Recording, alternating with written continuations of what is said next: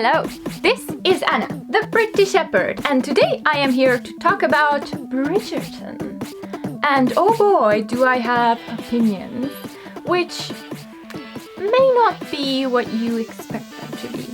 I actually lied. The main topic of this video is not the Bridgerton series itself. It's a hair tutorial or hair trial based on one of the hairstyles from the Bridgerton series. So my journey with the Bridgerton series starts in 2007 or so. Anyway, I picked up one of Julia Quinns' books, The Secret Diaries of Miss Miranda Cheever, back when I was in high school. And you know what? I really don't care how much people hate on these type of literature. It was still the thing that got me into reading books in English. And that was a big deal for 16-year-old me. And I loved that book so much. I started to look into this author's other books, and obviously I stumbled upon her most famous and most successful Bridgerton series. Now, when I found out that Netflix was doing an adaptation, I was beyond myself with happiness. Am I aware of the myriad of flaws that these costumes have? Yes.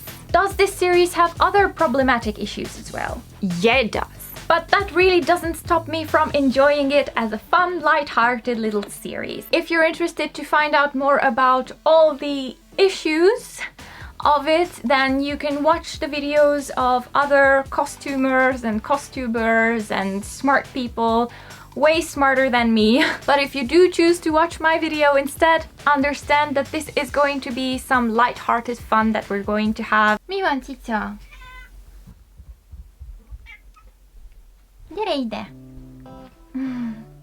This is Mr. M. I don't think I've shown him in any of the videos before. He's one of those absolutely useless tomcats, aren't you? Yes, he is. So, light-hearted fun it is. I liked the bright colors, I liked the gaudy fabrics, I liked some of the hairstyles. When I saw a hairstyle that is like 99% hair pieces and like 1% the actual actor's hair, I had to go like, I wonder if I could pull that off with my own hair. Now, since it's hairstyles we're talking about, I'm actually really curious if you had a favorite hairstyle in the show. I might try to recreate it if you leave it in the comments down below. Or, yeah, if you share my love for overly intricate hairstyles, then I think I'll got you covered for this one video.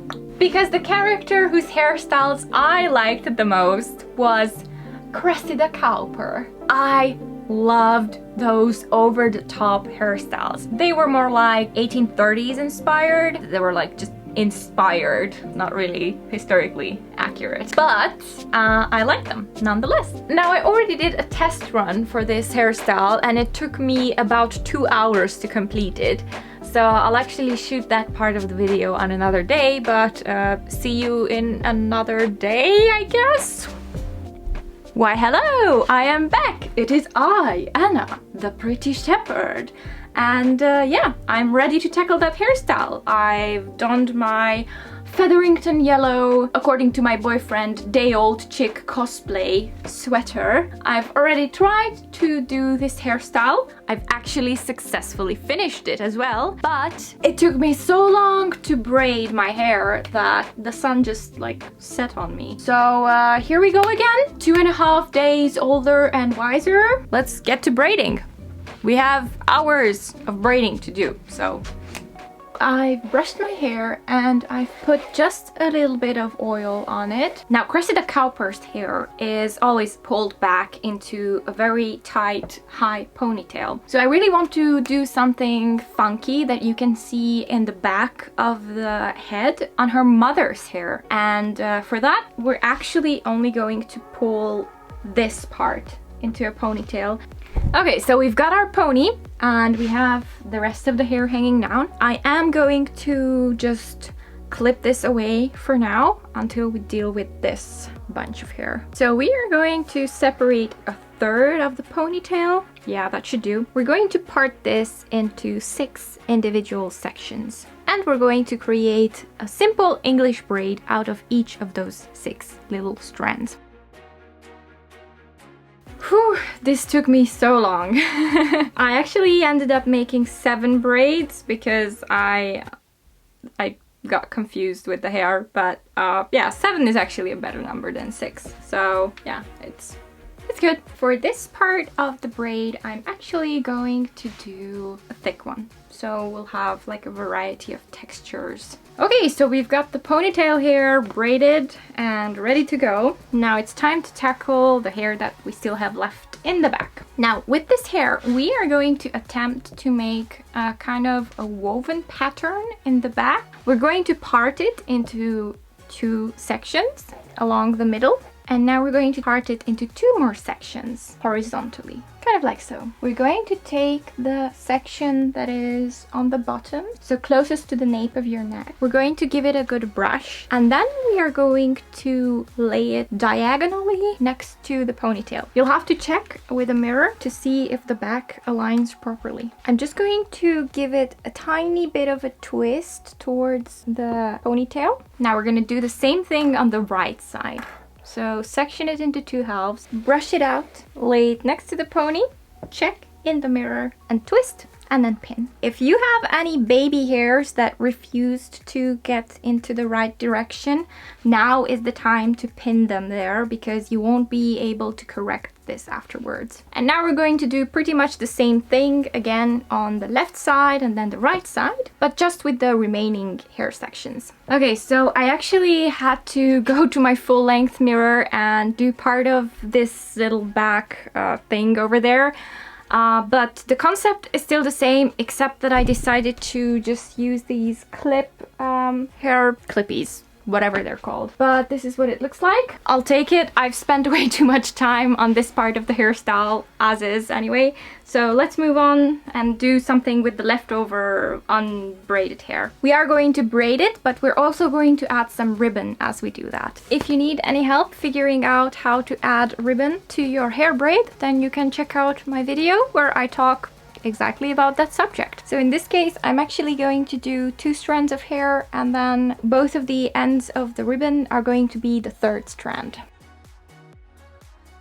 So at the end, since my hair is kind of thin over here, I've actually separated the 2 ribbons to be 2 separate strands, and then I've united the remaining hair to be 1 strand, and this way it's going to be less wonky and uneven. And we're gonna do the exact same thing with this strand of hair. All we have now is braids, like different textures and different... Oh dear God, what is this hair? What is this hair? Where do you belong?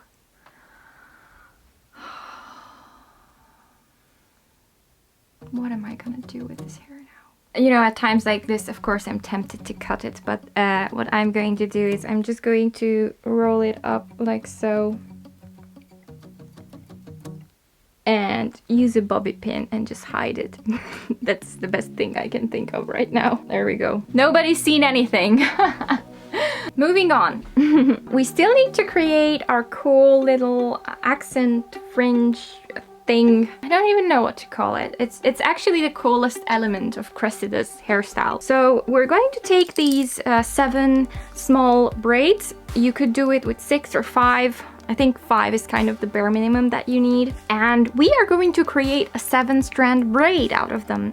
And if you don't know how to do that, you can check my video explaining exactly how to create a 7-strand braid. Now this braid really doesn't have to be very tight at all. It's actually better if it's a little bit loose. I'm going to tie the whole thing off with an elastic, and we're finished with the braiding. Finally! So now we can move on to the exciting bit. So I'm gonna start with these 2, the ones that have the ribbon in them. I'm going to cross them in the front and then have them like so. Now, if you've ever pinned braids with ribbon in them, then you will have found out that the bobby pins do not go through the ribbon. So you'll have to find the bits of the braid that are actually hair to be able to stick your pin through it. I've tucked the ends, both of them, under this braid over here, and I'm just going to arrange the leftover braids in some sort of loops on this side. And now I am going to tackle this 7-strand braid. So I wanted to create a basket on one side of my head, and for that I need to pull it apart like so, just to create width and some structure. So starting off towards the back and then coming to the front. I'm going to pin the bottom row of braids that are over here, just in 3 or 4 places. Now the rest of this braid is actually going to come on my forehead, kind of like a fringe. The end has to go under here. I'm gonna start with that, pull the end through. We want to hide all of these. I'm just gonna pin it in the middle of the basket. Nobody will see it there. And I am going to arrange this. There we go. I've pulled it apart a little bit just to be able to create this little angle, or curve rather. And I am going to pin it over here. Now, Cressida has a pretty large forehead, and I think her fringe, let's call it a fringe because I really don't really know what else to call it. Her fringe sits a bit more lower, but then again, her braids are a lot tinier than mine. Now, I've spent over an hour creating these braids anyway. I just didn't have the mental capacity and the time and the patience to create even more thinner braids. So this is what we're going with. Now I'm also going to pin right here in the middle as well, just to give a little bit of better structure to this middle crest. And we're left with this braid. I'm just going to slither it around, just creating some loops, as one of her hairstyles features some very freestyle braid placement. So I'm just gonna go like I'm just gonna pin them. That's all I'm gonna do. Kind of like that. I'm going to add one more pin to the top part of this braid and just pin it into the braid with a ribbon behind it. I want this little basket to stand upright, and I think that pin is going to help with that. The back is kind of lopsided, but nothing that we couldn't fix with a bit of adjustment and some more pins. So that's the base of the braids. Yeah, that's the basic hairstyle. We haven't gone into accessories just yet, so take a look at that. I really do adore that basket thing going on. It's chef's kiss. Now it's on to accessories. Now, Cressida's hairstyles feature a lot of ribbons, little bows, strings of pearls even, flowers, rhinestones, singular pearls, everything you can think of. But I don't have all of those things at hand. So we're going to work with what I do have, which for start is, if you know me even a little bit, it's clip-in flowers. So we're going to fill this little basket here with flowers, because we can. That's why. And now, a lot of you liked these rhinestones from my previous hairstyle. We're gonna use them over here. And I also have a couple of these flowers that have the rhinestones in the middle. Yummy, look at that. I also have these 2 hair forks with the pearls. So we're also going to add that. And you know what? Cressida doesn't use these, but I do have this really beautiful vintage celluloid hair comb, so we're just going to add that as well. I do have these pearls as well, so I think I'm going to add those too. And if at any point you caught yourself wondering, but wait, isn't that a little bit too much? Then clearly you do not understand how 1830s hairstyles are supposed to work like. Oh, why hello. I was just sitting here in this beautiful makeshift parlor of brightly colored textiles that I own. Waiting for suitors, of course. Anyway, I had some closing thoughts about the Bridgerton series and I wanted to share them. It's actually something that came to my mind as I was watching the series, but for some reason I didn't talk about it in the intro. But I remembered it when I was putting on my gown. Now this gown I made about 2 years ago It wasn't perfect then, and it's even less perfect now as my body has changed quite a lot in this past 2 years. But I still put it on because I wanted to feel like a yellow fantasy Regency princess. But along this train of thought, I remembered how much fun I had at the event I wore it for. And that reminded me how, as I was watching the Bridgertons, I was thinking, this really makes me think of a 21st century reenactment event. So like a ball where people dress up as a hobby. They make their own dresses, they just go there, they have fun. And it's very inclusive, and everybody in the costuming community is positive and kind, and you know, it's fine if you have your cell phones out sometimes. It's fine if you're not wearing silk, you're wearing some sort of synthetic fabric or whatever. With all the imperfections and all the fantastic fantasy elements that it has and anachronisms, I didn't even have to suspend my disbelief. I wasn't, you know, trying to explain certain aspects of the series. I was just thinking it's like one of these modern costuming events where people are just there to have fun. And yeah, that's my thoughts. Do let me know in the comments what are your thoughts about the Bridgerton series, the hairstyles, the costumes. If you have strong opinions, you can leave them down below. Just be polite about them. I know that this hairstyle and all the rest of Cressida's hairstyles are really not the kind of thing that you would recreate for a random Wednesday afternoon. They're not like quick and easy like my other hairstyles are. But still, if you feel adventurous, if you feel, you know, like being fancy for some reason, if you have an event to go to, if events are safe at the time that you are watching this, then please, if you try it out and you post it on Instagram, do tag me in the picture. I am very interested.